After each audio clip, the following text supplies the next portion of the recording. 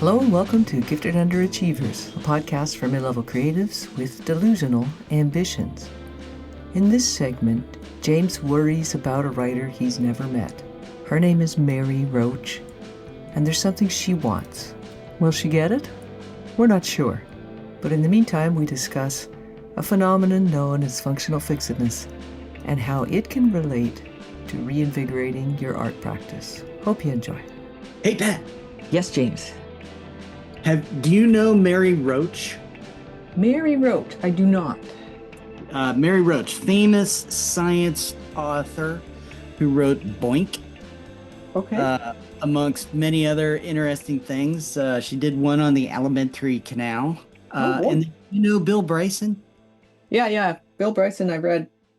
Okay, so Bill Bryson, who's another similar kind of guy who takes a narrow topic, expands it, and does a lot of humor around it. Mm-hmm. Well, I was listening to Mary Roach on a podcast, and she says that she multiple times, and Mary is a big famous, she's a big deal, has multiple times approached Bill Bryson for a blurb.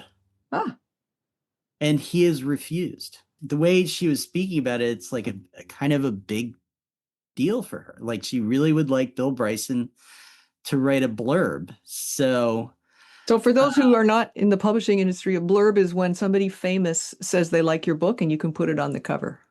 Yeah. So I was thinking that, maybe we need to have a movement to get Bill Bryson to write Mary Roach a blurb. Okay. Well, knock yourself out. Let me know how it goes. I will. Well, and it's brought me to this next topic. That maybe Bill Bryson is having a little bit of a functional fixedness issue. Oh. Where he's failing to recognize the utility of giving Mary Roach a blurb. Okay. Can you elaborate? I don't see the utility for him at all either. I don't either, but I'm trying to make a stretch here to bring it around to the topic we want to talk about, which is functional fixedness. So let me define it really quick. A cognitive bias where people see an object only in its most typical or traditional use, preventing them from considering other non-standard uses that could solve a problem. Yeah. Right. And so that got us to thinking, from a creative standpoint, there's kind of two sides to this. It's like, the two sides of the coin. And one side is you look at your creative processes, the tools that you use, and you only see them in a very fixed kind of way, or a very fixed kind of way, so that you can't really get creative about how do I improve these processes? How do I improve my use of these tools to grow my capacity to produce more and be more efficient in my creative work? Yeah. Right. So that's one side of the coin. The other side of the coin is that you see your medium or your domain, or however you want to phrase it, of creativity from, not an intentionally, but an unintentionally narrow viewpoint. And so it's limiting your creativity. This fixed perspective is limiting your creativity and ability to push through and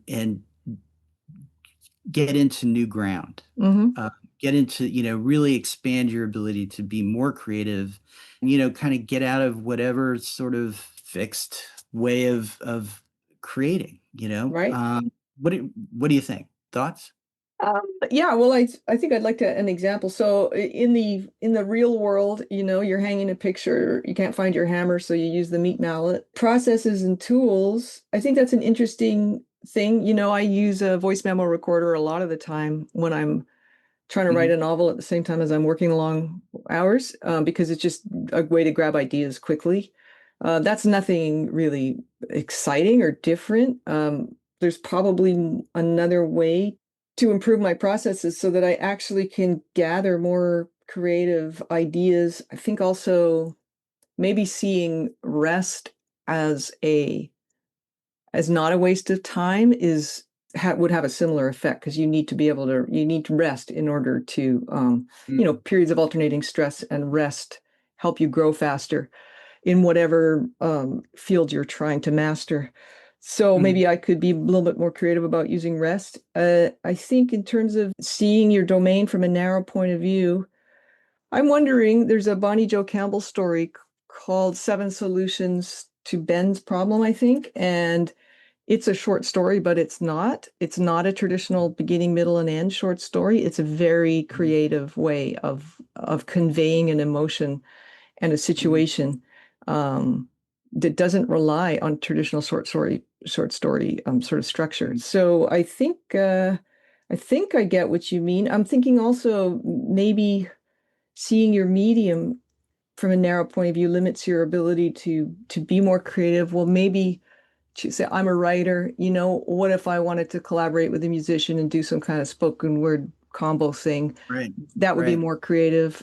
So are those examples on par with what you mean? Yeah, absolutely. And, I think examples as a writer are a little bit harder for me to come up with, but, I think, artists, because they have so many tools, Yeah. right? Brushes and on and on and on and on. So you can think about there's all these artists who have found new ways to use those tools to go beyond what people were doing before, right? Yeah. And everything, from contemporary art to Monet, and then that also is you think of somebody like Jackson Pollock, who got well, I guess he used brushes too, but he used these tools to do the splatter method that nobody had done, really before him. Yeah. Right. So he was on that process tool side and it fed the creative side where he could go into whole new, like he created almost this whole new area of art. And, and I think this has definitely happened in writing in other domains. People talk about various comics who showed a whole new way to do stand-up, comedy, right? Yeah. Okay. And breaking new ground. So, yeah. So great. So what's our takeaway for listeners? We're out of time. Well, okay, really quick. There's a little list here how to overcome it, and I'm going to just say that. And then, so how to overcome it: reframe the problem, abstract the problem, consider diverse perspectives, encourage flexible thinking, avoid over-focusing. And I think the takeaway is that we always need to be aware of the fact that our brains want to, I think for the most part, our brains want to default into what is known, comfortable, and easy. We slot into something. And that has its good benefits, but it also has its negatives, which is that we can fall into this sort of functional fixedness. Yeah, so it means being able to step out of your usual thinking patterns and look at something from a more objective viewpoint. I like it. Okay, excellent. And do you want to cite your source, or should we put it in the show notes? Yeah, we'll put it in the show notes. Okay. Just general source. So. Yep, for the solutions that you just read. Yeah. Okay, awesome. All righty. All right then. We're out. Good luck with your Bill Bryson attempt. It may be a lonely, me and Mary Roach. Yeah, I don't really care about whether she gets her blurb, so you're on your own. Okay. I do. I'm with you, Mary. Thanks so much for listening to Gifted Underachievers, the podcast for mid-level creatives with delusional ambitions. You can find us on iTunes, Spotify, and anywhere else you listen to podcasts. Hope you have a great creative week.